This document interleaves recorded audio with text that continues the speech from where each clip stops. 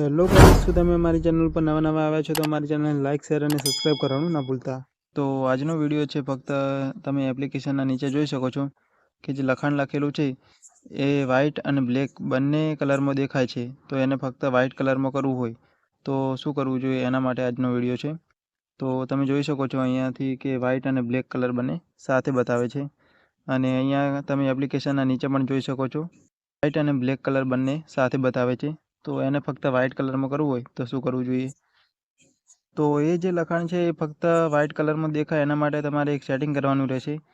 એના માટે તમારે સેટિંગમાં જતું રહેવાનું છે, અહીંયાથી ઓપન કરવાનું રહેશે। સેટિંગને ઓપન કરશો એટલે અહીંયા નીચે સ્ક્રોલ ડાઉન કરવાનું રહેશે। નીચે સ્ક્રોલ ડાઉન કરશો, અહીંયા લખેલું છે એસેબિલિટી લખેલું છે, એના પર ક્લિક કરવાનું રહેશે। એના પર ક્લિક કરશો એટલે અહીંયા લખેલું છે ફરી પાછું એસેબિલિટી।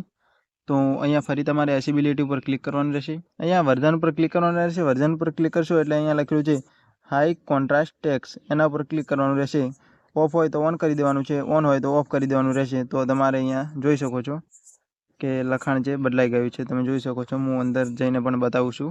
એપ્લિકેશનો જે આપેલી છે એની નીચે ફક્ત વ્હાઇટ કલર જ દેખાય છે। આટલી ઘડા વ્હાઇટ અને બ્લેક બંને કલરો ભેગા સાથે જોવા મળતા હતા, હવે ફક્ત વ્હાઇટ કલર જ જોવા મળે છે। તો તમારે આટલું જ કરવાનું રહેશે ફક્ત। તો તમારા ફોનમાં વ્હાઇટ અને બ્લેક કલર દેખાતા હોય તો આટલું સેટિંગ કરજો, તમારા ફોનમાં ફક્ત વ્હાઇટ કલર થઈ જશે। તો ચાલો તારે મળીશું એક ફરી નવા વિડીયો સાથે। જય હિન્દ, જય ભારત।